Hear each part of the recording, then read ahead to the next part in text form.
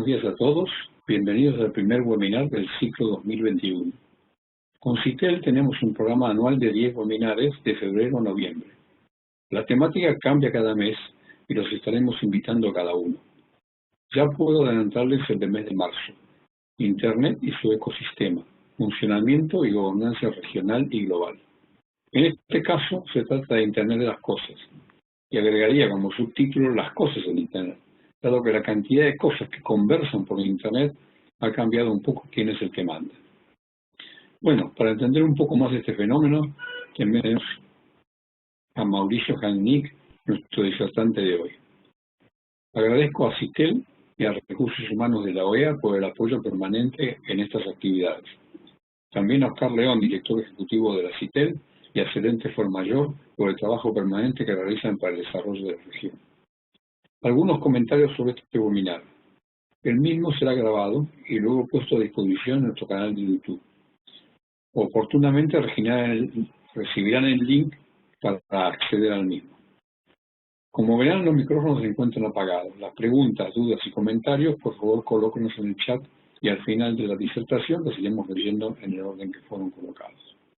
Bueno, nuevamente agradecerles que nos acompañen y ahora sin más daré la palabra a Mauricio para que comience con la disertación. Adelante, Mauricio, todo tuyo. Bueno, muy bienvenidos a todos, buenas tardes y buenos días para los cuales todavía no entraron en la tarde. Vamos a conversar un poco hoy sobre IoT en Sudamérica y la importancia que tiene en el desarrollo económico regional. Antes de comenzar, me quiero presentar. Mi nombre es Mauricio Jalnick. Yo soy gerente regional de una empresa que se llama Artimar. Soy socio, además, fundador de la Cámara Argentina de Internet de las Cosas, miembro de la Cámara Argentina de Internet, miembro también de Comdac y tengo actualmente más de 20 años de experiencia en la industria electrónica. El objetivo de la charla, para aquellos que no saben mucho de qué se va a tratar, les cuento que son en realidad brindarles un panorama general del mercado de IoT y qué es lo que nos propone esta tecnología, comprender también un poco y explicar cómo IoT agrega valor a las personas, a los negocios y a las sociedades. Este segundo punto es uno de los más importantes que vamos a conversar hoy. Y también quisiera exponer un poco el potencial impacto que IoT puede tener en el desarrollo de las economías regionales. Entonces, como se imaginan y como ya lo dije, obviamente esta presentación se enfoca en IoT. Y para eso, primero es importante entender a qué nos referimos cuando hablamos de IoT. El término IoT es un rango diverso de tecnologías, no es algo específico, no existe un estándar de IoT, sino que dentro de IoT hay muchos estándares y muchas tecnologías que compiten o ocupan lugares diferentes según el tipo de solución y el tipo de problema que se quiere resolver. En general, nos referimos, cuando hablamos de IoT, a tecnologías que se usan para conectar dispositivos con el propósito de monitorear parámetros o controlar procesos e intercambiar datos. En lo que nosotros vamos a hablar hoy de IoT, hablamos del término general de IoT. Esto implica comunicaciones máquina a máquina, industria 4.0 y algunos otros casos similares. Y también es importante destacar que IoT es algo nuevo, el término IoT es algo nuevo como término, pero en realidad el concepto de cosas conectadas existe desde antes de la creación de Internet. Lo que cambió un poco y lo que vamos a ver hoy son distintos modelos de negocio y cómo podemos aprovechar esos modelos de negocio regionalmente. Para eso es importante enfocarnos un poco, no hablar en general de todo lo que es IoT. Entonces, como parte de ese foco, les comparto esta información. La fuente de esta información es una empresa que se llama Microchip, en la cual ellos hicieron un análisis que ya se viene haciendo hace varios años, y que se va actualizando también, que nos mantiene actualizados sobre cuáles son las tendencias o las megatendencias, como ellos le llaman, que están movilizando el mercado de las tecnologías.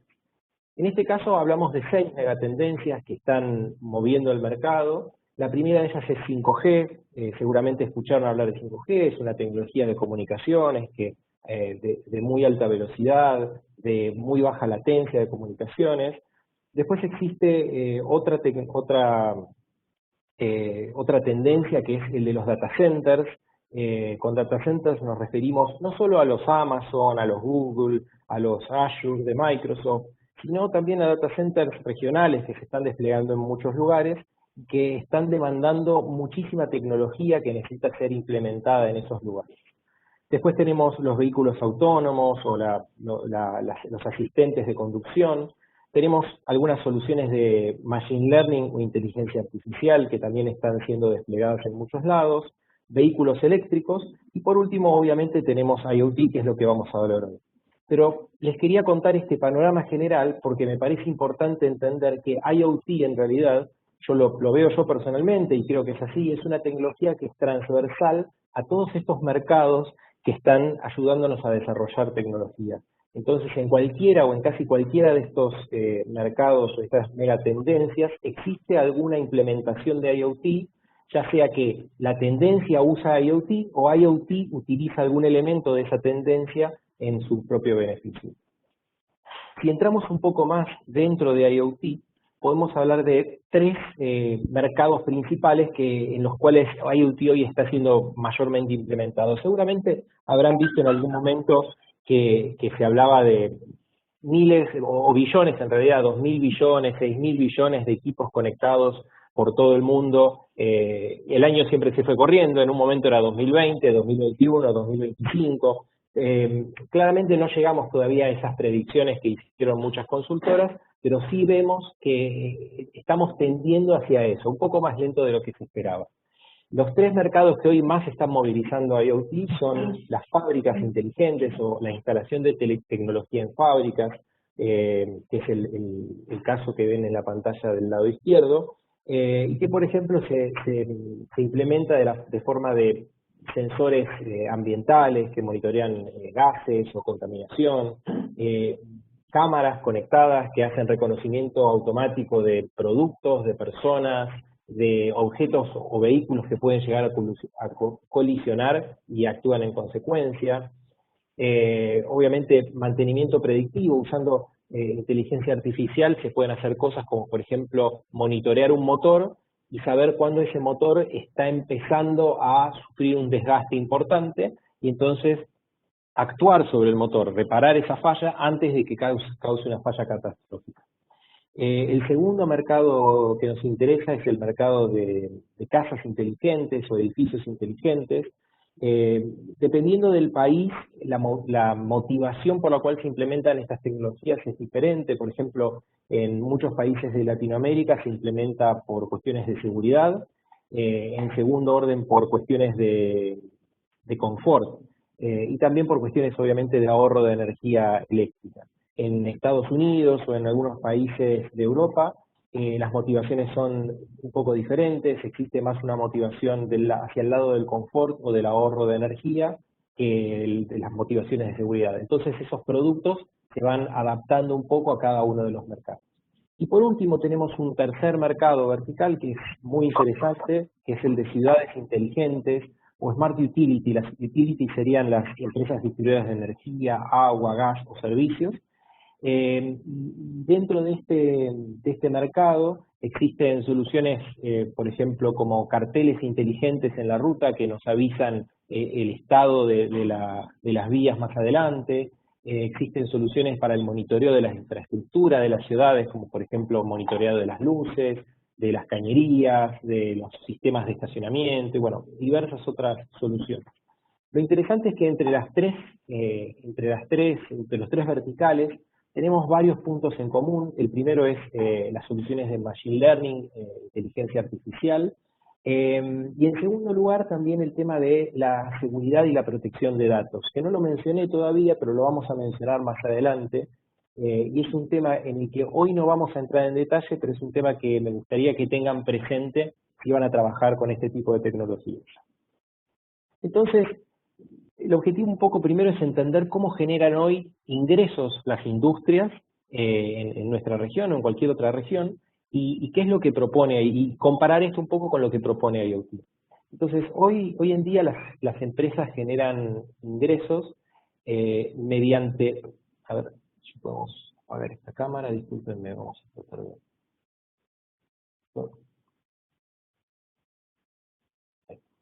Entonces, las empresas hoy la mayoría de las empresas trabajan con un modelo de negocios tradicional, que es un modelo transaccional, donde lo que sucede es que los ingresos de las empresas provienen de la venta de productos físicos.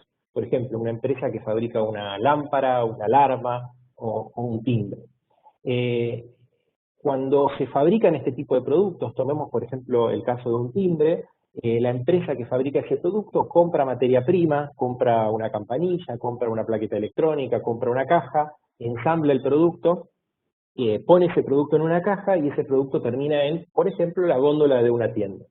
El valor que la empresa agrega a ese producto está en la ingeniería, está en la construcción, está en la tecnología que integra, pero ese valor se termina en el momento que el producto es puesto en la góndola del mercado. Hay casos donde es cierto se ofrecen servicios quizás de mantenimiento o servicios de garantía y ese tipo de cosas que prolongan un poco el servicio, pero normalmente en el común de los casos el valor que le puedo agregar a mi producto se termina cuando lo vendo. Cuando le entrego mi producto al cliente, el vínculo con ese cliente se termina y entonces por lo tanto no puedo agregar más valor. Existe otra forma de ver el negocio, que es el modelo de negocios de IoT. Es un modelo as a service o un modelo como servicio. Lo más normal es que lo llamen SaaS, o dependiendo del tipo de tecnología, pero as a service. Generalmente hablamos de modelos de suscripciones a largo plazo o en un determinado plazo. Implican tener un conocimiento profundo del problema a resolver, o sea que como empresa que fabrico un determinado producto me tengo que volver un experto en ese problema o en esa solución que estoy ofreciendo. Volviendo al caso del timbre, por ejemplo, habíamos hablado de un timbre que el servicio se termina cuando yo lo meto dentro de la caja. Bueno, por ejemplo, la empresa Amazon, ellos tienen un timbre que lo habrán visto quizás en las noticias, que se llama Ring. Ellos venden el equipo, ese equipo viene en una caja, lo puedo usar tal cual viene en la caja y no tengo que pagarle nada a nadie, pero me ofrecen un servicio de suscripción en el cual, por ejemplo, yo puedo ver las grabaciones que tomó el timbre, la cámara que tiene el timbre, y las puedo ver durante 60 días o más tiempo. Entonces eso genera una conexión entre el cliente y la fábrica, y mantiene además esa relación y puedo estar constantemente agregándole más funciones y más valor a mi cliente y por lo tanto que la relación perdure en el tiempo. Entonces, en este tipo de negocios es muy importante el conocimiento o el insight. Normalmente lo usamos la palabra insight porque es muy descriptiva y comprende un montón de cosas, pero es el conocimiento, el resultado final del intercambio en lugar del producto físico. ¿Hay alguna pregunta, perdón? No. Bueno, entonces, dentro de IoT existe una cadena de valor, como en cualquier industria, y les quiero contar un poco cómo está formada esa cadena de valor de los productos con los que normalmente nos cruzamos. El producto normalmente empieza por componentes, estamos hablando en este caso de componentes electrónicos, que son integrados por empresas. Hay muchísimas empresas en Latinoamérica que hacen esto, que hacen alarmas, que hacen lámparas, que hacen timbres también, y que hacen muchísimos otros productos de más valor agregado. Y también hay empresas que compran estos dispositivos, estos devices, en el exterior y que los traen para integrarlos o para ofrecerlos de alguna otra forma. Esos dispositivos, es un equipo de IoT que necesita conectividad, ese equipo necesita de algún tipo de red. Puede ser Wi-Fi, puede ser Ethernet, puede ser LoRaWAN, puede ser 4G, cualquier tipo de conectividad, no importa la tecnología. Esa conectividad me permite llevar datos desde los dispositivos hacia un software que va a encargarse de procesar o de hacer algo con esos datos y de agregarles valor.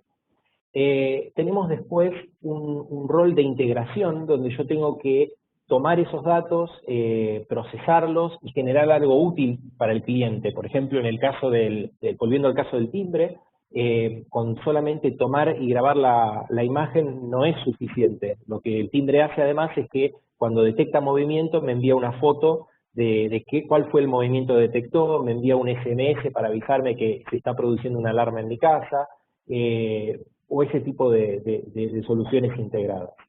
Y por último, tengo con todo lo que generé anteriormente, con la integración, con el software, con la conectividad, con el dispositivo, puedo generar un servicio que perdure en el tiempo. Eso es muy importante. Estamos hablando de un servicio y estamos hablando de un servicio cuyo uso se extiende en el tiempo y por lo tanto genera una monetización de ese conocimiento, de ese desarrollo, de esa inversión que hacen las empresas, que genera un flujo de caja que se vuelve recurrente a lo largo del tiempo. En esta cadena de valor hay fundamentalmente 4 integrantes. El primer integrante es la fábrica que, por ejemplo, fabrica el timbre. El problema es que esa fábrica tiene, las competencias particulares de esa fábrica son limitadas. Existen empresas que obviamente están creciendo y están incorporando tecnología, pero en la media las capacidades son limitadas. Entonces, generalmente necesitan de recursos de desarrollos de software, de tecnologías de la información, donde se van a desarrollar soluciones de software que pueden ser locales, en la nube, aplicaciones para el teléfono, cualquier tipo de tecnología que requiera desarrollo de software. Después tengo, como habíamos conversado antes, también necesito de tener una red de comunicaciones. Esta red de comunicaciones puede ser la red de 4G, porque mi equipo se conecta por tecnología celular, puede ser Internet, y en cuyo caso va a estar involucrado quizás un ISP o algún tipo de red de infraestructura de telecomunicaciones de Internet. Y por último, muy importante, sobre todo en aplicaciones que son industriales o de Smart City, es el rol del integrador. El integrador es una compañía, una empresa, una persona que tiene una visión global del problema, que entiende cuál es el problema y que tiene los conocimientos para llevar adelante el proyecto e integrar a una fábrica que sabe fabricar timbres, por ejemplo, a una compañía que sabe desarrollar software, puede ir y conseguir la conectividad que necesita y armar un producto o un servicio alrededor de ese grupo de tecnologías. A la intersección de estos 4 integrantes de la cadena de valor es lo que llamamos la solución de IoT, y es a lo que nos vamos a estar refiriendo hoy. Los desafíos más importantes que tienen todos estos integrantes de la cadena de valor es que existe una falta de análisis en lo que se refiere al retorno de inversión. Cuando yo implemento un sistema de IoT, generalmente, imagino, no hablemos ya del timbre, sino por ejemplo de un sistema de ahorro de energía,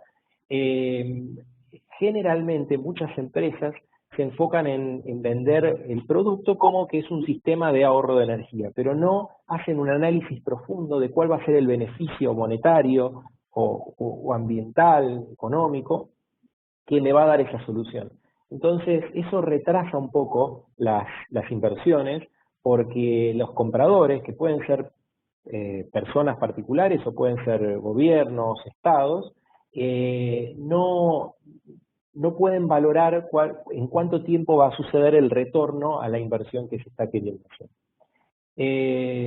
Otro desafío importante es la pérdida de rumbo o de foco en las empresas que están trabajando en esta tecnología. Sucede mucho que las empresas y acá volvemos por ejemplo al ejemplo del timbre, una empresa que fabrica timbres hace 50 años decide poner IoT y deciden que van a implementar absolutamente todos los pasos o todas las etapas de ese sistema de IoT. Entonces se meten en el desarrollo de la conectividad, se meten en el desarrollo de la provisión de conectividad, se meten en el desarrollo del software, que no está mal querer hacer todo, pero no es lo más óptimo querer hacer todo la primera vez.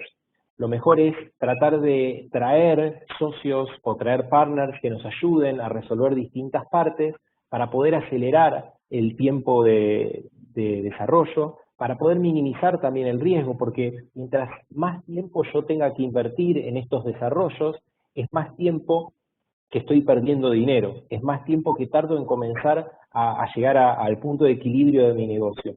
Entonces, la idea es tratar de que, cuando hablamos con las empresas, tratamos de que entiendan por qué están haciendo lo que están haciendo y pedirles que se enfoquen en el negocio núcleo de su empresa, el que fue siempre el negocio núcleo, que subcontraten parte de las tareas que necesiten y que después poco a poco comiencen a integrarlas a su planta o a sus labores diarias a medida que vaya avanzando y que vayan teniendo éxito en el negocio que estaban planteando.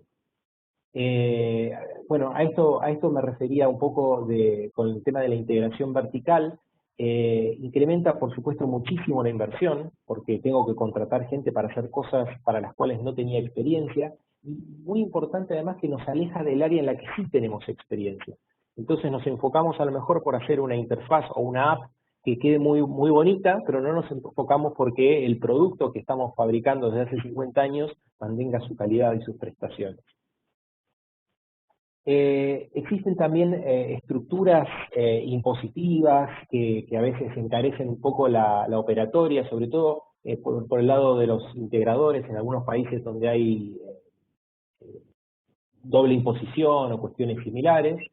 Existe una deficiencia en la disponibilidad del personal idóneo para estas tareas. Conseguir hoy ingenieros para hacer este tipo de desarrollos es muy difícil.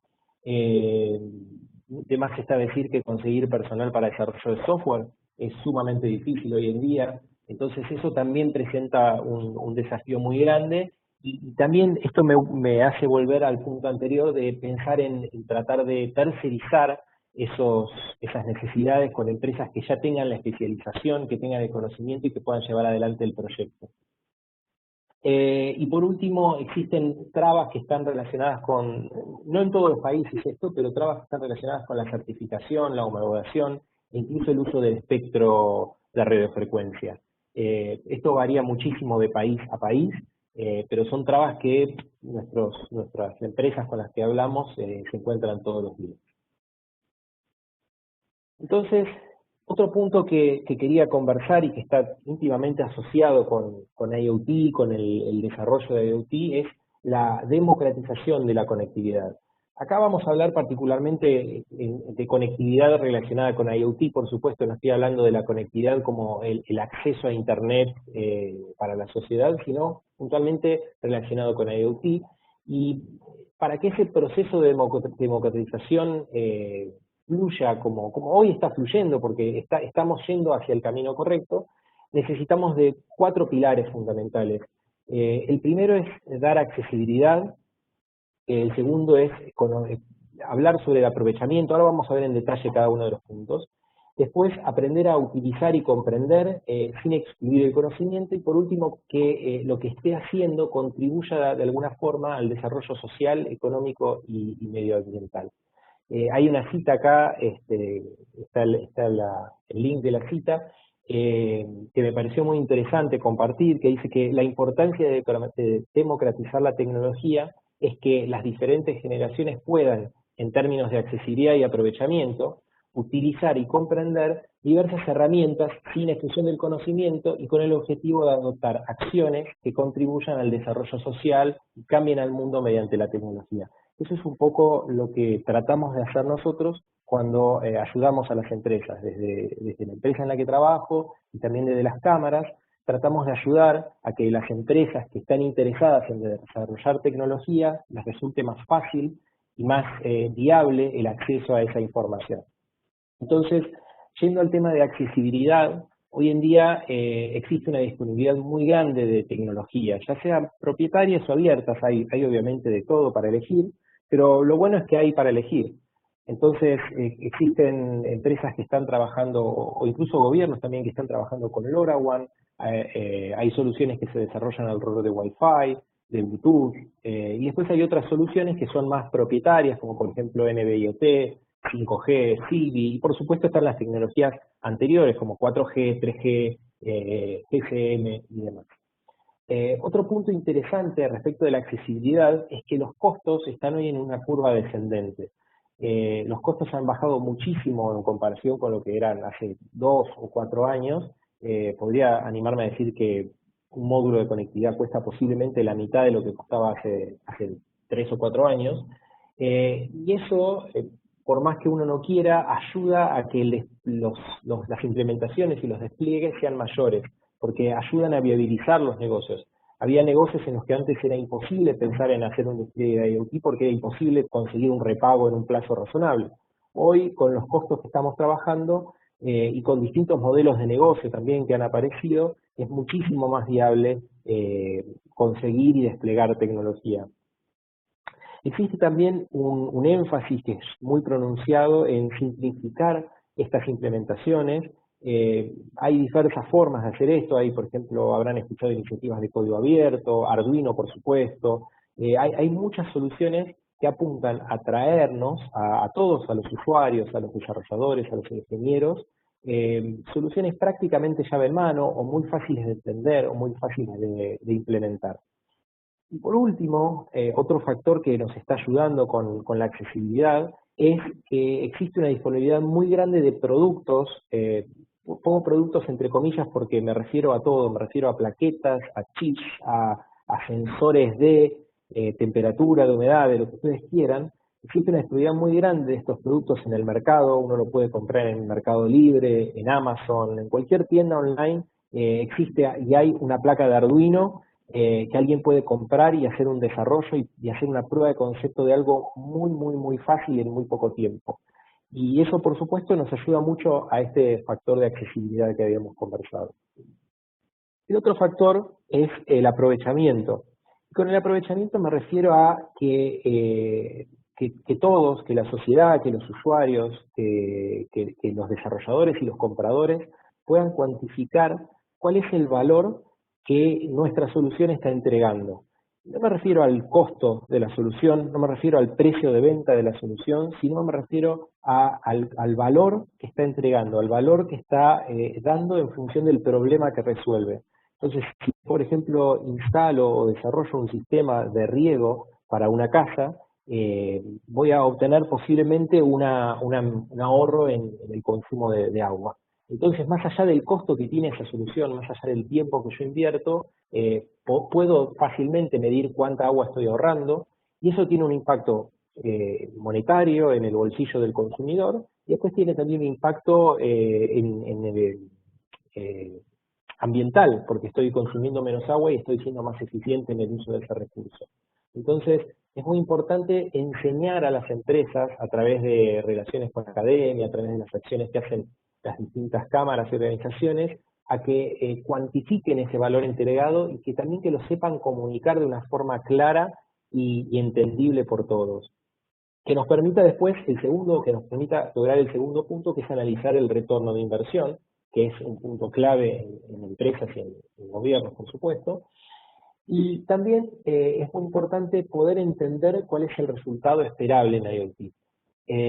Hay muchos casos en los que se implementa o se despliega IoT simplemente por usar la marca IoT. No sé si habrán asistido a muchos eventos de IoT en el último año, en los últimos 2 años. Yo asisto a muchos eventos y normalmente los que tienen la palabra IoT en el título son los que se llevan la mayor cantidad de asistentes. Entonces es un título de marketing muy interesante, pero es bueno bajar eso un poco a tierra y entender cuál es el resultado que espero luego de hacer una implementación de IoT. En muchos casos se necesita aún muchísima investigación y desarrollo, por ejemplo, en los sistemas de estacionamiento, en los sistemas de gestión ambiental. Todavía se necesita investigar en función de los parámetros que estoy midiendo cómo puedo actuar sobre ese sistema para que realmente me dé un resultado beneficioso para todos. Eso me lleva entonces a hablar de la utilización y la comprensión. Entonces, entender que las empresas, que los distintos actores que implementan estos sistemas puedan entender el concepto de la utilidad que tiene la solución que están implementando. ¿Por qué estamos implementando esa solución y cómo nos beneficiamos de la solución? Parece muy obvio quizá lo que estoy diciendo, pero conozco muchos casos en los cuales se hacen despliegues de IoT para medir parámetros determinados y no se sabe en realidad por qué se está haciendo. Se está haciendo quizás porque hay otra persona que lo hizo, o se está haciendo por una promesa de un ahorro que en realidad después no ocurre porque es inviable reducir costos en determinadas ocasiones. Entonces es muy importante poder entender y simular bien esas implementaciones. Después, con respecto a la comprensión, me parece que es muy importante eliminar o disminuir en lo posible el uso de las cajas negras. Cajas negras me refiero a soluciones que vienen llave en mano, donde yo, por ejemplo, entro con temperatura en una caja negra y del otro lado salgo con un resultado de cuál es el estado de un producto, pero sin entender bien qué es lo que está pasando dentro de esa caja. El problema de esas cajas negras, a mi entender, es que nos alejan del conocimiento, nos alejan del know-how, nos alejan de poder nosotros mismos entregar valor y desarrollar valor, y por supuesto trasladan ese valor hacia otros actores, que normalmente son empresas que están normalmente son empresas que están fuera de nuestra región. Como valor positivo, las cajas negras nos ayudan a acelerar los despliegues y agregar valor en situaciones en las que quizás no tengo la capacidad de invertir o no tengo el tiempo de invertir. Entonces, hay que ser medido en cuánto y cómo y dónde uso este tipo de soluciones. Después, otro punto importante en cuanto a la comprensión es entender cuál es la relación causa-efecto y los resultados que se producen a partir de los algoritmos que uso. Y eso está un poco conectado con el siguiente punto donde estoy hablando de transparencia de los algoritmos. Hace unos meses participé en un seminario donde se hablaba sobre la transparencia de los algoritmos y es muy increíble ver que hay empresas que están desarrollando productos, desarrollando servicios, utilizando algoritmos que copian, compran, instalan, no sé, hay diferentes, podemos usar diferentes verbos, pero son similares a no lo opuesto a desarrollar, digamos. Usan esos algoritmos que consiguen en algún lugar sin entender exactamente qué es lo que hacen esos algoritmos, sin entender cómo fueron construidos esos algoritmos. Y eso es muy peligroso porque en realidad lo que hacen esos algoritmos es lo que está determinando otra persona que yo no conozco. Si yo instalo un algoritmo que desarrolló Amazon, por ejemplo, voy a terminar dependiendo de una decisión que tomó un ingeniero de Amazon en algún momento, pero sin tener control total o un control mínimo, aunque sea, de cuál es el resultado que yo estoy esperando. Y por último, también es muy importante tener en cuenta la privacidad de los datos, sobre todo cuando trabajamos con soluciones que están en la nube o cuando contratamos servicios externos.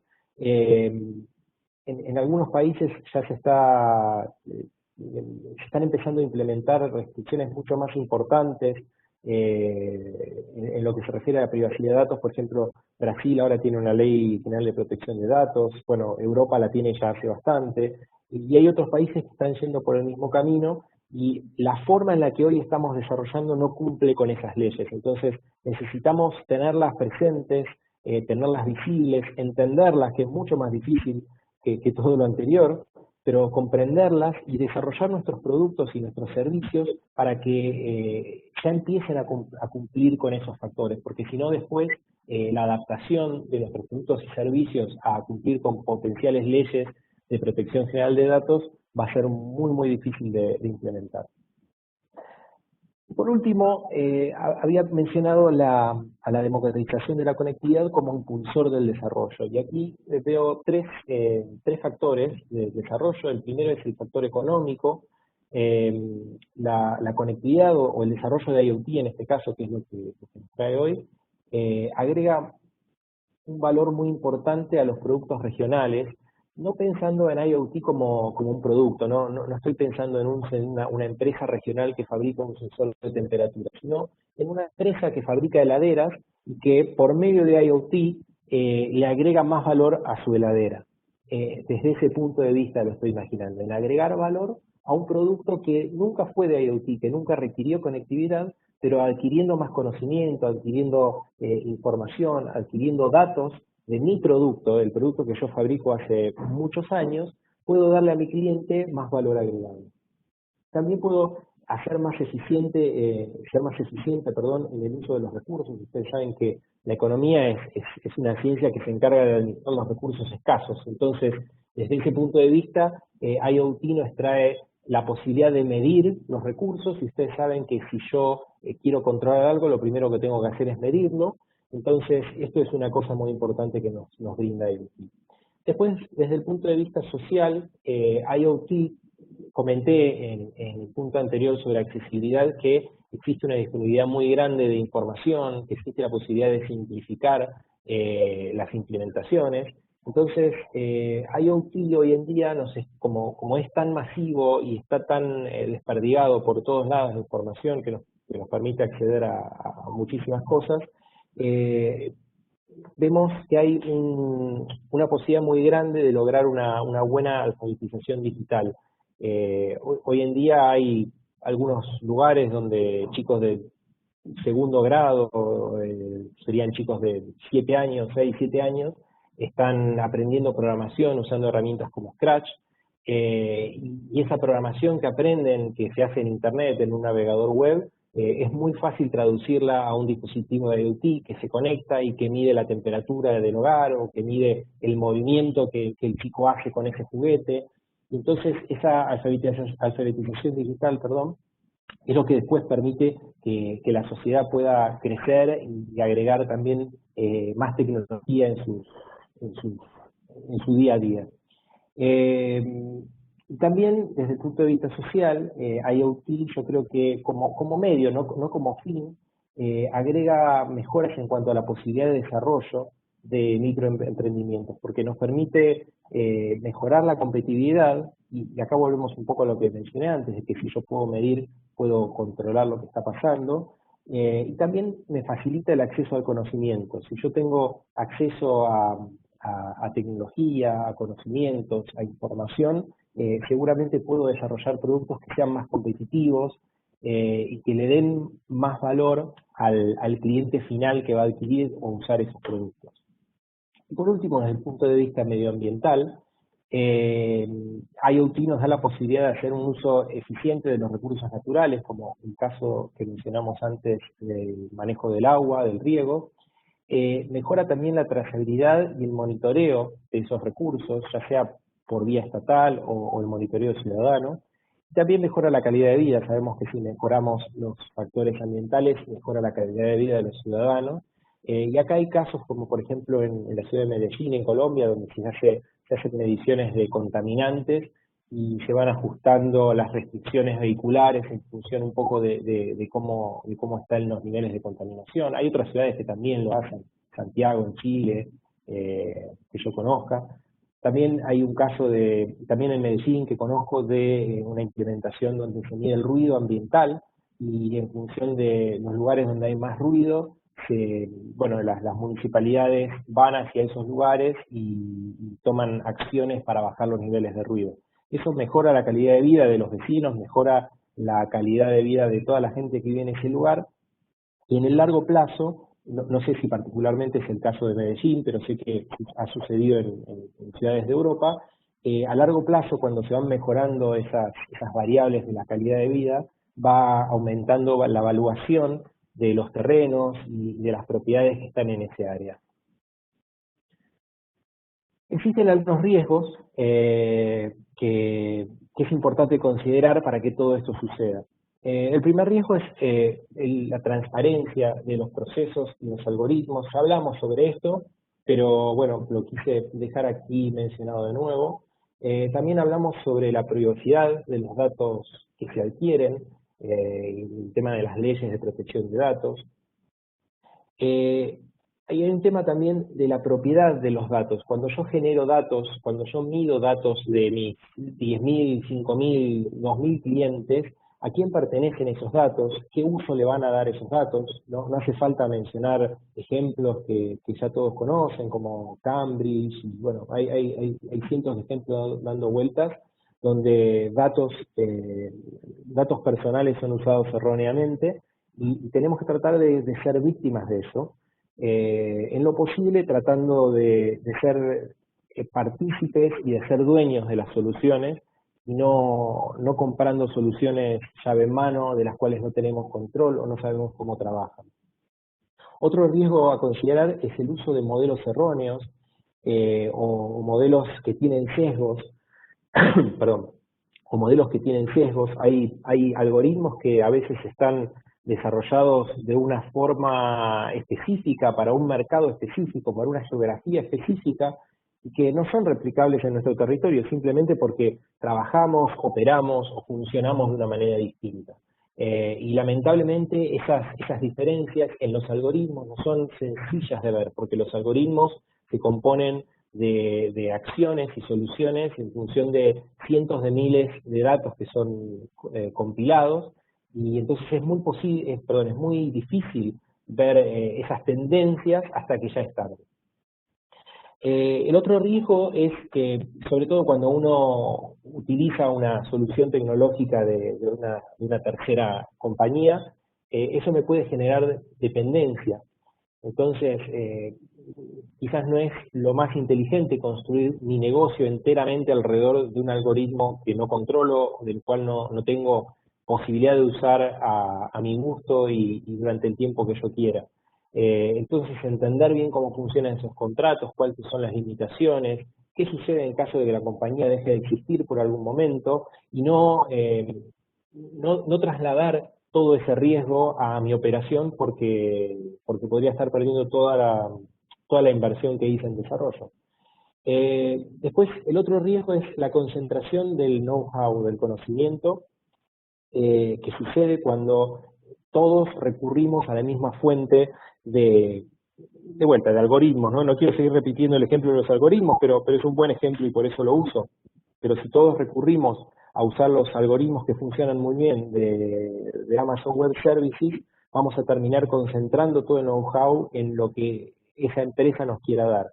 Y eso por un lado, y por otro lado también vamos a estar todo el tiempo importando valor agregado en lugar de desarrollarlo localmente, con tantas buenas y grandes capacidades que tenemos en nuestros países. Y eso me lleva a lo último, que es la disminución del valor regional. Si yo dependo de empresas externas, disminuyo el valor que se genera regionalmente, y también corro el riesgo de que estos algoritmos que son algoritmos que son tan globales y universales comoditicen un poco los productos o los servicios que uno vende. Entonces, por eso es muy importante el desarrollo local, la customización o la adaptación de las soluciones a las necesidades regionales específicas, porque esas soluciones regionales específicas son las que realmente conocen cuál es el valor esperado y saben maximizar el valor que se puede entregar. Entonces, en resumen, la cadena de valor de IoT consiste en entender, procesar y usar los datos, y entender que el dato en sí no carece de valor, no tiene ningún valor. Por ejemplo, yo no le pagaría a una persona para que me diga cuál es la temperatura de mi cuerpo, ¿sí? Yo tengo un termómetro en mi casa, que puedo usar ese termómetro y ver bien cuál es la temperatura de mi cuerpo. Pero por otro lado, la información sí tiene valor. Entonces, yo puedo sí agarrar y pagarle a un profesional de la salud, por ejemplo, para que me diga si estoy enfermo o no estoy enfermo. Esa persona, ¿qué va a hacer? Va a tomar la temperatura de mi cuerpo, va a incluir dentro de ese dato muchísimo conocimiento que ha adquirido a lo largo del tiempo, y va a tomar una conclusión que me va a decir si yo estoy enfermo o no estoy enfermo. Es un ejemplo muy, muy básico, muy burdo, pero a lo que apuntamos es a que se entienda que el dato de por sí carece de valor, pero cuando yo le agrego información, cuando le agrego conocimiento a ese dato, genero información. Y esa información tiene muchísimo valor para todo el mercado. La forma en la que las empresas o las soluciones de IoT, para el caso, agregan valor al mercado es, como dije, obteniendo y procesando los datos de distintos dispositivos, construyendo conocimiento alrededor de un proceso, volviéndonos expertos en un determinado proceso muy focalizado y proveyendo insight o conocimiento alrededor de un negocio.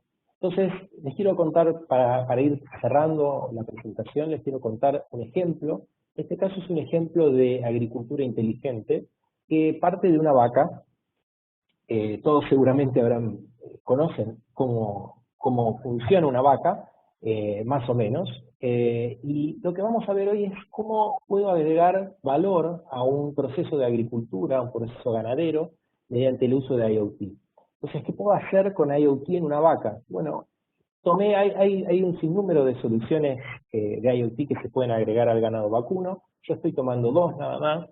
La primera de arriba se llama bolo ruminal, El bolo ruminal es un dispositivo más o menos del tamaño que entraría en la palma de una mano, del tamaño de un labial de mujer, que la vaca ingiere y que por el peso y las dimensiones que tiene queda instalado en lo que sería el primer estómago de la vaca, que se llama el rumen. Ese dispositivo, este que está acá, por ejemplo, es un dispositivo que mide la temperatura. Entonces yo, midiendo la temperatura de la vaca, puedo de alguna manera saber si tiene fiebre o no tiene fiebre, y en función de otras cosas puedo saber si está enferma.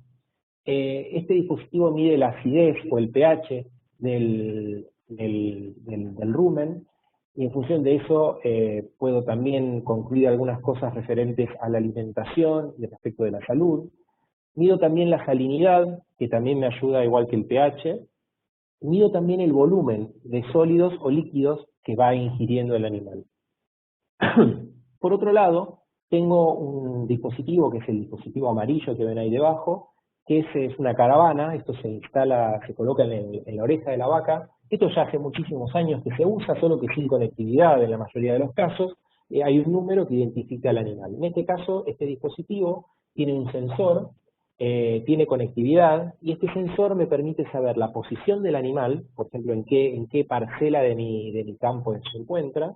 Me permite saber cuánto se mueve ese animal en esa parcela, cuánto camina, por ejemplo, la vaca, y me permite también detectar movimientos anómalos, por ejemplo, porque hay un depredador, porque están intentando robar el ganado, porque está inmóvil durante demasiado tiempo, con lo cual puedo inferir o que directamente murió el animal o que está enfermo de alguna forma. Entonces, lo que hacen las empresas que trabajan en agricultura inteligente, en este caso en particular, existe una solución que toma estas informaciones que les estoy mostrando acá y las sube, digamos, a Internet. En Internet se genera un digital twin o un gemelo digital. Un digital twin es un modelo matemático que representa cómo funciona una vaca, ¿sí? Por decirlo de una manera burda, pueden imaginarse como si fuese el viejo y conocido Tamagotchi, donde yo tengo un animal virtual al cual tengo que darle de comer, al cual le tengo que dar bebida, al cual tengo que hacerlo caminar, y en función de todos esos parámetros que van ingresando, puedo ir calculando y prediciendo cuál va a ser la salud, cuál va a ser el peso, y cómo va a estar ese animal en términos generales. Entonces, si yo puedo saber en dónde está la vaca, puedo saber qué tipo de pastura está comiendo, porque yo sé qué es lo que tengo plantado en ese lugar. Si yo sé cuánto comió esa vaca, porque sé que comió, no sé, 20 kilos de pasto, y sé que caminó 300 pasos, puedo saber cuánto fue la cantidad de energía que ingirió y cuánto fue la cantidad de energía que consumió. Entonces, por lo tanto, puedo saber cuánto engordó esa vaca. Y en función de saber cuánto engordó la vaca, puedo decidir cambiarla de pastizal, puedo decidir darle un complemento alimentario. Si veo que está comiendo poco, puedo inferir que tiene algún tipo de enfermedad y puedo actuar en función de ello. Entonces, esto nos da, yo estoy midiendo un montón de datos, pero esos datos, y a través de los algoritmos y del Digital Twin, me permiten generar información muy valiosa. Y ahí volvemos a mencionar de nuevo la palabra valor, que ya la debo haber mencionado 54 millones de veces en la presentación de hoy. Lo que logro con este sistema es mejorar mis procesos, mejorar los procesos del campo, optimizar los recursos, no alimentar de más, pero tampoco alimentar de menos, reducir mis costos operativos, ya que, por ejemplo, en el caso de la vaca, yo no voy a tener que estar pesándola periódicamente porque puedo ir prediciendo cuál va a ser el peso de la vaca. Puedo mitigar el riesgo, ¿sí? Puedo bajar mi riesgo, disminuir mi riesgo operativo, porque tengo muchísimo más conocimiento y control de la operación en la que estoy. Y en el particular caso del ganado vacuno, el hecho de tener trazabilidad aumenta el precio de venta del producto final, de la carne. En ciertos mercados se valora muchísimo más el producto que tiene una trazabilidad completa. Entonces, en resumen, y como conversamos al principio de la charla, como ya estamos terminando, deberían tener, espero, una comprensión un poco más acabada de lo que es el mercado de IoT y qué es lo que propone el mercado. Espero que hayan entendido cómo IoT agrega valor a las personas, a los negocios, a las sociedades, y también que hayan comprendido cuál es el potencial impacto que IoT puede tener en el desarrollo de las economías regionales. Como última parte de mi lado, y ahora vamos a abrir para preguntas que puedan tener, les dejo 3 puntos y 3 necesidades, 3 cosas que necesitamos tener siempre presentes, y es que necesitamos colaborar con la difusión de este valor que IoT agrega y promover su uso en los territorios y en los lugares donde uno trabaja. Necesitamos también generar programas que relacionen las empresas con la academia y que colaboren en el análisis de los casos de negocio o en la generación misma de los casos de negocio y en el desarrollo de conocimiento profundo sobre esos negocios. Y por último, se necesita la promoción y el financiamiento a las iniciativas de IoT, porque son soluciones que tienen aplicaciones globales, ¿sí? Entonces, cuando una empresa desarrolla una solución de IoT, esa solución de IoT generalmente no queda circunscrita a la ciudad, al pueblo o al lugar o al país en donde se desarrolló esa solución, sino que es muy posible hacer una exportación absolutamente profunda de valor y que puede colaborar mucho con el crecimiento de las economías de esos territorios.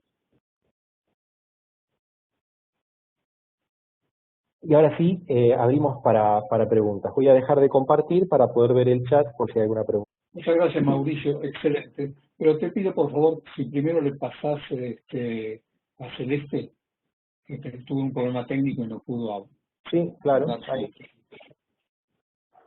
ahí ya está compartido. ¿Tenés audio, Celeste? Hola. Sí, perfecto. Muchísimas gracias. Bueno, muchísimas gracias a todos esta mañana. Les pido 1000 disculpas. Tuvimos problemas técnicos. Acá en Washington estamos pasando por una tormenta invernal que nos ha traído hielo a la zona y pues estamos con un poco de inestabilidad en los servicios eléctricos y también de internet. Pero bueno, muchísimas gracias. Quiero darle un especial saludo a Mario por esta magnífica intervención, por este magnífico tema que estamos hablando y que hemos comenzado esta serie de webinares en muy buenas manos, y también pues agradecer a Oscar Mesano y a todo el grupo de CCA TELAT Academy que pues nos han puesto este maravilloso tema a considerar y conocer esta visión global del mercado en todo lo que tiene que ver con la importancia del Internet de las cosas y la importancia en estos desafíos y estas oportunidades y estas aplicaciones que vimos esta mañana muy interesantes. Entonces, pues quiero darle a todos a ustedes los más sinceros saludos, la bienvenida y también desearles una pronta tarde. Sé que vamos a continuar ahora con las preguntas, la sesión de preguntas y respuestas, pero no quería tomar el riesgo que nuevamente el servicio de electricidad pues interrumpiera, y darle las gracias a todos por su participación, a Mario por esta excelente intervención y este tema tan importante, y en nombre del secretario ejecutivo de la CITEL y también de la Coordinación de Recursos Humanos de la CITEL, darle las gracias por su participación, y esperamos contar con ustedes en el próximo seminario virtual que vamos a tener en el mes de marzo, que estoy segura Oscar va a comentarles a ustedes cuál será el tema que vamos a trabajar en esta importante cita que tenemos todos los meses. Muchísimas gracias a todos y continuamos con el evento en una de las sesiones más importantes, que es las preguntas y respuestas. Muchísimas gracias a todos por su participación. Buenas tardes. Muchas gracias, Celeste, por tus palabras. Bueno, respondo a algunas de las preguntas que están en la sección de preguntas y respuestas. La primera de Fernando, que pregunta ¿qué diferencia de modelo de negocio hay entre un fabricante de dispositivos móvil, por ejemplo tableta, teléfono, etcétera, con el modelo de IoT? Todos han incluido como producto ampliado el servicio y cada vez más, no sigue la pregunta, supongo que está cortada, pero son productos distintos, son servicios distintos. Quizá cuando hablamos de cosas como servicio nos estamos refiriendo más a algo como el modelo de Office 365, por ejemplo, donde la verdad no sé si Microsoft sigue vendiendo el Office como un producto donde se paga una sola vez o es únicamente como servicio hoy en día. Pero es a eso a lo que estamos apuntando. Hoy en día cuando uno compra un celular, generalmente no hay un servicio asociado a ese celular. Sí, por ejemplo, si yo tengo un celular de Google, puedo contratar los servicios extra de Google, eso sí sería algo similar, pero bueno, acá estamos tratando de enfocarnos en procesos que son quizás más industriales, más relacionados con Smart City, con agricultura y con los distintos mercados verticales que hablamos antes, no tanto con productos de consumo masivo, como puede ser quizás un celular, un teléfono, donde el valor se genera en otros lugares que no es el mismo lugar en el cual se vende. Y después tenemos una pregunta de Hernán, que pregunta, quisiera saber qué se necesita como emprendedor para comenzar con un negocio de integración de IoT. Bueno, Hernán, ahí lo que necesitas es entender, en primer lugar, enfocarte en un mercado que conozcas, en un negocio que conozcas, no sé cuál es de dónde venís, pero si, como hablamos recién de agricultura, si vos conocés sobre necesidades del campo, lo primero que tenés que hacer es identificar cuál es alguna necesidad que puede ser atendida, y después podés empezar a trabajar en la zona donde estás para ver qué empresas tienen conectividad, qué empresas dan soluciones de software. Existen muchísimos sensores, eso lo puedes buscar en internet, y después se pueden armar o integrar, como estábamos diciendo, soluciones que resuelvan ese problema específico. Lo mejor en estos casos es empezar de a poquito, empezar con cosas chicas, con cosas muy enfocadas. Por ejemplo, en el caso de agricultura, de vuelta, hay gente que empieza solucionando el tema del agua, que haya siempre agua en los bebederos del ganado. Esa es una solución muy puntual, muy específica, que requiere un sensor muy simple y que te permite entrar a los lugares, te permite entrar al campo, y después podés ir evaluando y conociendo mejor las necesidades y atenderlas de mejor manera. Y discúlpenme, ahora voy a contestar otra pregunta, pero hay un caso muy interesante que me contó un colega, donde ellos estaban ofreciendo un sistema para el monitoreo de los tanques de gas en los campos. Entonces ellos iban visitando los campos y le ofrecían a la gente que vivía en el campo el sensor para ver cuánto gas había en el tanque. Y me contaron una experiencia muy interesante donde uno de estas personas que vivían ahí lo invitó a ir a ver el tanque, que estaba a 200 metros de la casa principal. Entonces fueron caminando, prepararon el mate, ¿no? Que bueno, para los que no sean de Argentina o de Paraguay o del sur de Brasil, es una bebida que tomamos en estas regiones. Prepararon el mate para ir a tomarlo al lugar donde estaba el tanque, fueron hasta allá, y el dueño del campo le dice, bueno, fíjese, acá está el tanque de gas, y yo me vengo todos los días a tomar mate, me siento acá y mientras tomo mate me fijo cuánto gas queda en el tanque. Entonces, claramente medir el tanque de gas puede ser algo interesante, pero a lo que apunta es que a veces uno desde el desconocimiento o desde el ímpetu por resolver un problema, nos enfocamos en resolver problemas que no existen, o creamos soluciones para problemas que no existen, mejor dicho. Entonces, por eso es muy importante hablar con las personas a las cuales queremos hacer llegar esas soluciones y entender cuáles son sus problemas reales. Después hay otra pregunta de Leonardo que dice, ¿pasar de modelo basado en venta de producto a venta de servicio está generando algún cambio en la durabilidad de los dispositivos que se fabrican? Es decir, ¿se está abandonando la obsolescencia programada para dar paso a dispositivos más duraderos? Y se cortó la pregunta ahí, Leonardo, sé que tiene un límite de palabras el sistema. La verdad no lo sé fehacientemente, pero lo que sí te puedo decir es que en los proyectos de IoT en los que me he involucrado, en los cuales colaboro con el desarrollo de productos, los clientes tienen muchísima más conciencia y muchísimas más dudas y muchas más previsiones en cuanto a cuánto tiempo va a durar ese producto. Y se toman decisiones en función de ello. generalmente están asociadas a la batería, porque ese es el factor limitante, la verdad. En este tipo de equipos el factor limitante es la batería. Se trata de pensar en equipos que los clientes quieren tirar en el sitio, tirar en el campo, tirar en el pozo, tirar en la ciudad, o instalar y dejarlo ahí, y tener que ir a tocarlo lo menos posible, porque la verdad es que los márgenes o lo que se puede cobrar por este tipo de servicios son muy bajos y no absorben tener que estar cambiando un equipo 3 o 4 veces. Es imposible porque eso hace que el negocio no sea viable. Así que es posible que sí, que en parte se esté yendo hacia ese lugar. Leonardo, de nuevo, creo que es el mismo Leonardo, nos pregunta si existen iniciativas de IoT orientadas a disminuir la contaminación, combatir el cambio climático y mejorar el medio ambiente. ¿Cuáles son las principales iniciativas de este tipo? Existen muchísimas, no cabe mostrarlas todas, explicarlas todas acá, pero hay iniciativas de medición de contaminación directamente, de partículas que se llaman... no me acuerdo ahora el nombre técnico, perdón, pero bueno, la variable se llama PM2,5, PM10, que es la partícula que está flotando en el aire y que son contaminantes.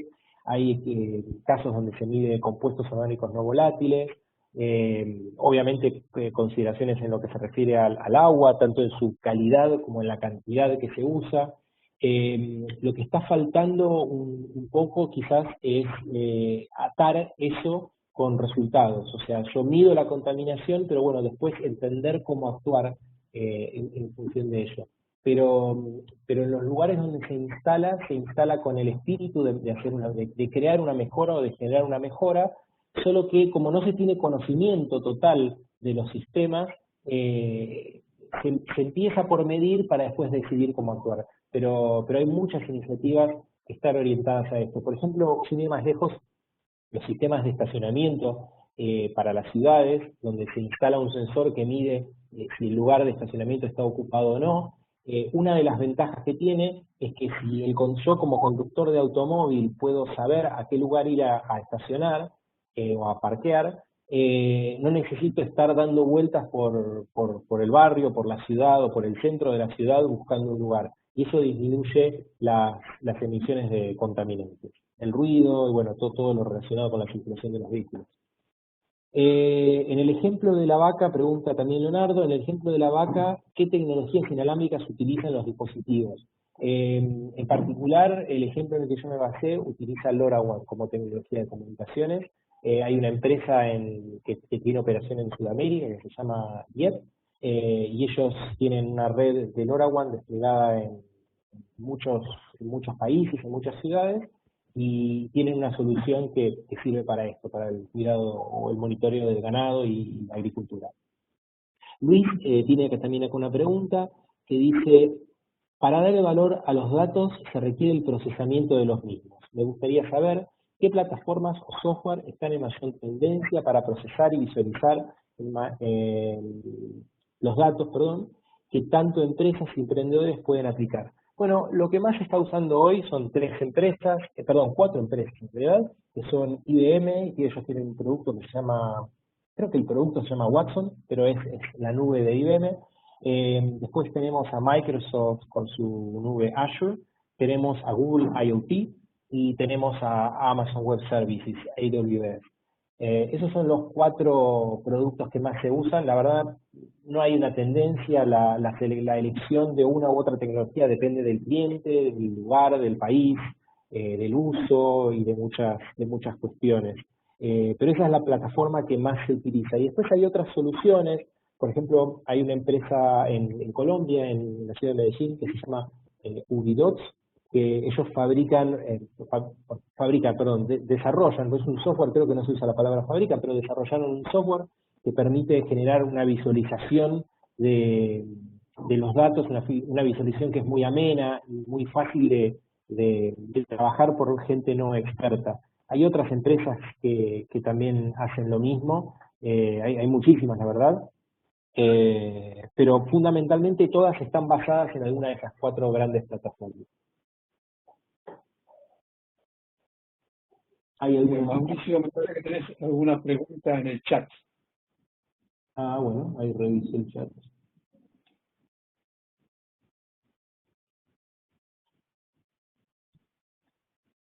Hay varias preguntas en el chat. A ver, un segundo, perdón. Bueno, César preguntó si respecto a la transparencia de los algoritmos y pensando en los sesgos que puede tener y su posible uso, se tienen datos sobre la participación de mujeres en dichos desarrollos. Hay mucha participación de mujeres en estos desarrollos, no te lo sé cuantificar, no te sé decir cuál es la proporción o el porcentaje, la verdad lo desconozco. Participé hace poco en una charla donde hablábamos sobre transparencia y sesgos algorítmicos, y dentro de esa charla participaron dos mujeres, una de la Universidad Nacional de Córdoba y otra que era una abogada, no recuerdo ahora los nombres, y ellas están muy involucradas en esto, en comprender, y exponer y visualizar los sesgos que tienen los algoritmos. Realmente los sesgos de los algoritmos son obvios hacia las minorías, ya sea por religión, raza, género o cualquier otra cosa así.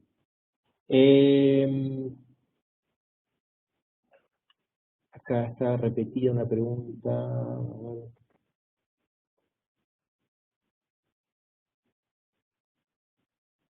¿Se podrá, acá Cristian pregunta si se podrá adaptar de manera fácil el IoT a IPv6? Sí, Cristian, de hecho ya está adaptado, o sea, IoT, tenés que pensar que IoT no es un protocolo, IoT no es una tecnología, IoT es un conjunto de cosas. Entonces, si vos como backhaul de comunicaciones, como protocolo de comunicaciones en IoT usás Wi-Fi, tranquilamente puedes usar IPv6. Si usás LoRa, también puedes usar IPv6, porque existen implementaciones de LoRa sobre IPv6. Y lo mismo pasa con otras tecnologías. Lo único que tenés que asegurarte es que la tecnología que vayas a usar soporte IPv6. Así que no hay mayores problemas por ahí. Acá pregunta Adolfo si conocemos si hay casos de municipalidades o gobiernos locales que tengan implementadas áreas de IoT para brindar soluciones a sus pueblos referidos a abastecimientos de agua, recojo de desechos, iluminación, etcétera. Conozco muchas ciudades que tienen implementados distintos sistemas de los que conversás, no, perdón, no porque se lo den a los ciudadanos, sino porque lo usan ellos como herramienta de gestión de las soluciones. Un ejemplo muy cercano para mí es el caso de la Ciudad de Buenos Aires, que es donde vivo. La Ciudad de Buenos Aires tiene hoy uno de los despliegues más grandes de iluminación controlada, de IoT en iluminación. Eso fue desarrollado por una empresa, bueno, por dos empresas en realidad. Parte del desarrollo al principio lo hizo la empresa Philips, y otra parte lo desarrolló una empresa local que se llama Smart Nation. Y un poco cuando hablaba del desarrollo de las economías regionales y el crecimiento de las empresas y la posibilidad de exportar, el caso de esta empresa Smart Nation es muy interesante porque ellos comenzaron a hacer este producto, empezaron a crecer, y hoy están entre las 10 empresas más grandes, o no sé si son las 10 o las 5 empresas más grandes del mundo, que proveen soluciones de control de iluminación para ciudades. Entonces existe una posibilidad de exportar esa ingeniería, ese valor agregado, y es muy tangible. Acá pregunta Enrique, ¿hasta dónde está regulado a nivel regional y a qué nivel de avance el acceso a datos en sistemas que apunten a medir consumos de servicios públicos en tiempo real, sensores de temperatura para evitar incendios, etcétera? La verdad no sé qué regulaciones existen en función de esto, supongo que son temas regionales. El consumo de los servicios públicos, la medición del consumo de los servicios públicos, el dato micro, digamos, el dato de tu medidor debería ser privado. Hubo casos en Estados Unidos donde se usaban micromedidores que se medían el consumo de electricidad, y entonces para una persona que quiere entrar y robarte en tu casa o que quiere hacer algún tipo de acción non sancta, es muy fácil poder entender si vos estás o no en la casa en función del consumo. Entonces generalmente estos datos no se entregan puros, sino que se entregan concentrados por departamento, por barrio, en un subconjunto más grande, para tratar de opacarlos un poco y que no se violen los datos personales. Y de aplicaciones de incendios, la verdad no conozco ningún caso.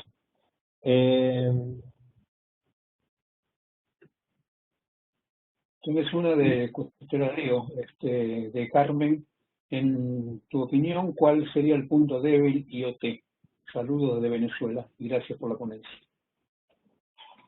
El punto débil de IoT posiblemente está en el riesgo de usar IoT como marca, de querer poner, por decirlo de una forma mal y pronto, poner IoT en todo, y que eso después, eso incrementa los costos de los erarios públicos, porque generalmente esos proyectos donde va IoT para todo terminan de alguna forma en las ciudades y los terminamos pagando todos. Entonces, de ahí volvemos a lo que en algún momento mencioné, de entender cuál es la relación costo-beneficio y el retorno de inversión de las cosas que se hacen. Y después pueden existir, si no se tienen los cuidados correctos, pueden existir cuestiones ambientales en cuanto a la vida útil que tienen esos productos. Muchos de ellos tienen baterías, y eso puede generar problemas ambientales, de vuelta, si no se tienen las consideraciones del caso. Bueno, te hago la última yo. Aquí acá pregunta José si va a estar grabada y dónde. Sí, eso está en el canal de YouTube, pero todos van a recibir el link para poder acceder. Así que no se hagan problema por eso. ¿Hasta dónde llega la injerencia de la inteligencia artificial hoy en día? Perdón, no entendí bien la pregunta. ¿Hasta dónde se utiliza la inteligencia artificial en IoT hasta este momento? Muy poco. En IoT se está usando muy poco inteligencia artificial porque es una tecnología que, a ver, no es nueva, la tecnología es muy vieja, pero que sea implementable dentro de un controlador que va en un dispositivo de bajo costo de IoT y que permite lograr despliegues muy grandes, tener toda esa capacidad que me permite aumentar el volumen de despliegue, eso es algo nuevo. Entonces el despliegue que yo he visto por lo menos en IoT es relativamente bajo. En algunos casos, como los dispositivos están conectados, es posible hacer actualizaciones o que la inteligencia artificial se agregue en forma de software en la nube o en una capa más alta y no en el dispositivo. Pero hay un potencial latente muy grande de implementación de inteligencia artificial, machine learning, en los dispositivos finales que nos van a permitir disminuir el tráfico de estos dispositivos, disminuir el consumo de batería y poder tomar muchísima más información y de más valor de los dispositivos, que es, por ejemplo, el caso de la bomba de agua que mencioné, creo que lo mencioné en algún momento, donde hay, de hecho tengo una empresa conocida que lo está haciendo, que ellos están desarrollando un sistema que mide la vibración de una bomba de agua, y cuando esa bomba vibra fuera de ciertos parámetros, consideran que esa bomba está a punto de romperse y entonces pueden ir y actuar sobre la bomba sin detener la producción de la fábrica. Esas son cosas que se están empezando a ver más y más cada vez. Bueno, Mauricio, te agradezco muchísimo. Excelente tu presentación. Todo el mundo la va a poder repetir en el canal de YouTube de CISATELAC. Y a todos ustedes que han participado, muchas gracias por estar y los espero en marzo en el próximo webinar sobre Internet, la gobernanza de Internet y todo lo referente a este tema. Perfecto. Que tengan un buen día a todos. Muchas gracias a todos. Hasta luego.